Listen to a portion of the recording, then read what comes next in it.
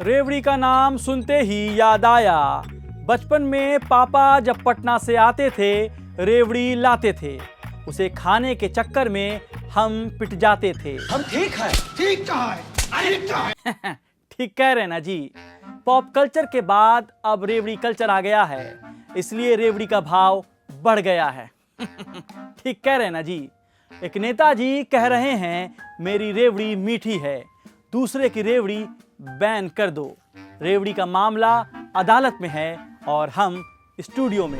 नमस्कार, मैं रेवड़ी कुमार, जिसे देख बड़े बड़े नेता हो जाते हैं फरार। ओ माफ कीजिएगा, रेवड़ी के चक्कर में जुबान फिसल गई। आदाब, मैं हूं शादाब। प्रधानमंत्री नरेंद्र मोदी इन दिनों रेवड़ी यानी फ्री बीज यानी मुफ्त के मलीदे को देश के लिए खतरनाक बता रहे हैं, तो दिल्ली के मुख्यमंत्री अरविंद केजरीवाल रेवड़ी को भगवान का प्रसाद कह रहे हैं। लेकिन क्या वेलफेयर स्टेट में जनता के वेलफेयर के काम को रेवड़ी कहना सही है? रेवड़ी कल्चर है क्या? क्या जनता को फ्री शिक्षा, स्वास्थ्य, सुरक्षा देना रेवड़ी है? 80 करोड़ लोगों को सितंबर के बाद भी मुफ्त राशन देना या नहीं, ये फैसला करने का वक्त आ गया है। कोरोना संकट और आर्थिक संकट के बीच 80 करोड़ भारतीयों को मुफ्त राशन देना भी रेवड़ी है क्या? इसलिए हम पूछ रहे हैं, जनाब ऐसे कैसे? चुनाव से पहले हर पार्टी अपना घोषणा पत्र जारी करती है। कोई फ्री बिजली, फ्री पानी का वादा करता है, कोई स्कूटर, लैपटॉप, मिक्सर देने की बात कहता है।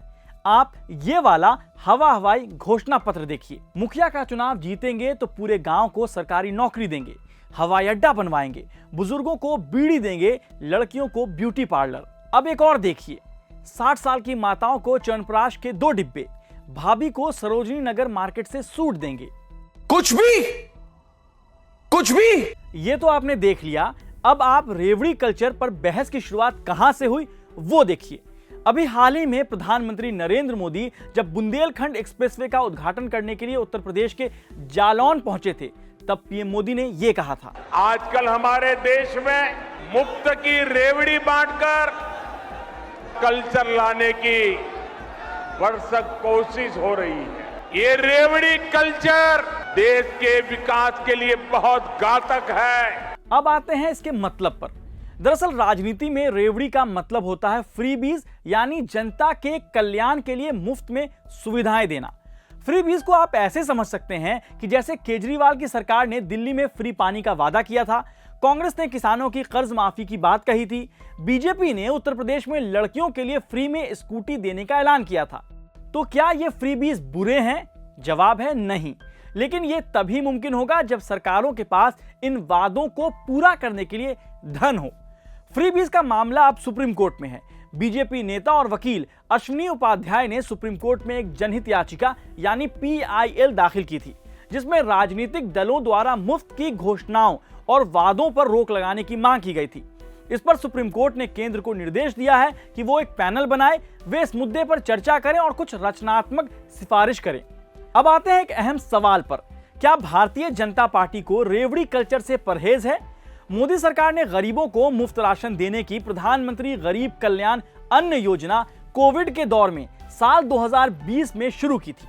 इसके तहत राष्ट्रीय खाद्य सुरक्षा अधिनियम यानी नेशनल फूड सिक्योरिटी एक्ट में शामिल लगभग 80 करोड़ लाभार्थियों को प्रति व्यक्ति प्रति माह 5 किलो अनाज मुफ्त दिया जा रहा है। इस योजना को 6 बार आगे बढ़ाया जा चुका है। इस योजना से एक सवाल उठता है कि भारत में कितने लोग गरीबी रेखा से नीचे हैं। योजना आयोग द्वारा गरीबी के आंकड़े आखिरी बार 2011-12 के लिए जारी किए गए थे। उस समय जारी किए गए आंकड़ों के मुताबिक देश में गरीबों की संख्या करीब 27 करोड़ या कुल जनसंख्या का 22% आंका गया था। तब से लेकर अब तक 10 साल गुजर चुके हैं, लेकिन भारत में गरीबी का कोई आधिकारिक अनुमान जारी नहीं किया गया है। जी हां, 10 साल बीत चुके हैं।